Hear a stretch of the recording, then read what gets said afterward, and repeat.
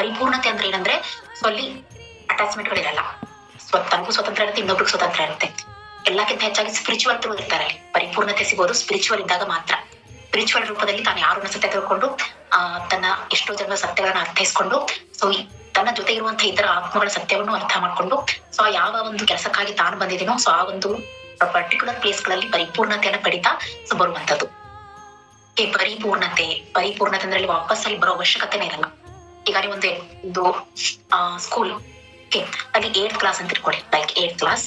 So 8th class ಅಲ್ಲಿ ನೀವು ಈಗ ಆ ಸಬ್ಜೆಕ್ಟ್ ಗಳನ್ನ ಸರಿಯಾಗಿ ಅರ್ಥ ಮಾಡ್ಕೊಂಡು ಬರೀ ಸ್ಕೋರಿಂಗ್ ಮಾಡೋದು ಬೇರೆ, ಸುಮ್ನೆ ಓದ್ಕೊಳ್ಳೋದು, ಬಹೆಟ್ ಮಾಡೋದು, ಆ ಎಕ್ಸಾಮ್ ಹೋಗಿ ಬರೆಯೋದು, ಸ್ಕೋರಿಂಗ್ ಮಾಡೋದು ಬರೋದು, ಇದು ಬೇರೆ. ನಾ ಹೇಳ್ತಿರೋದು ಸ್ಕೋರಿಂಗ್ ಬಿಟ್ಟು ಅದು ಪರಿಪೂರ್ಣತೆ ಆಗಲ್ಲ. ನೀವು ಅನ್ಬೋದು ಹಿಂಗ ಸ್ಕೋರ್ ಮಾಡಿದಿವಲ್ವಾ ಮುಗಿತಲ್ಲ ಪರಿಪೂರ್ಣತೆ ಅಲ್ಲ. ಕೇವಲ ಬಹೆಟ್ ಮಾಡಿ ಅರ್ಥ ಮಾಡ್ಕೊಳ್ಳೋಕೆ ಸ್ಕೋರಿಂಗ್ ಮಾಡೋದು ಪರಿಪೂರ್ಣತೆ ಅಲ್ಲ.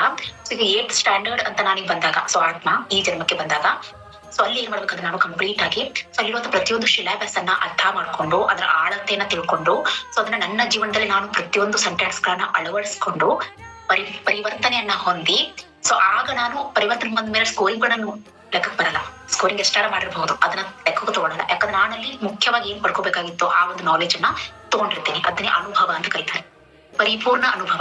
ಸೊ ಕರೆಕ್ಟ್ ಆಗಿ ಒಂದು 8th ಸಿಲೆಬಸ್ ಅಲ್ಲಿರುವಂತಹ ಪ್ರತಿಯೊಂದು ಸಬ್ಜೆಕ್ಟ್ ಅನ್ನ ಅಲ್ಲಿ ಬರೋ ಪ್ರತಿಯೊಂದು ಸೆಂಟೆನ್ಸ್ ಗಳನ್ನ ಆಳವಾಗಿ ಅರ್ಥೈಸ್ಕೊಂಡು ಅದು ವಿತ್ ಸ್ಪಿರಿಚುವಲ್ ಥ್ರೂ ಅದನ್ನ ಅರ್ಥ ಮಾಡ್ಕೊಂಡು ಅದು ನನ್ನ ಲೈಫ್ ಅಲ್ಲಿ ನಾನು ಎಲ್ಲಾ ಕಡೆ ಅಳವಡಿಸ್ಕೊಳ್ತಾ ಸೊ ಪರಿವರ್ತನೆಯನ್ನ ಹೊಂದಿ ಆ ಒಂದು 8th ಕ್ಲಾಸ್ ನ ಕಂಪ್ಲೀಟ್ ಪರಿಪೂರ್ಣಗೊಳಿಸಿ ಬರುವುದು. ದಟ್ ಇಸ್ ಕಾಲ್ಡ್ ಅನುಭವ.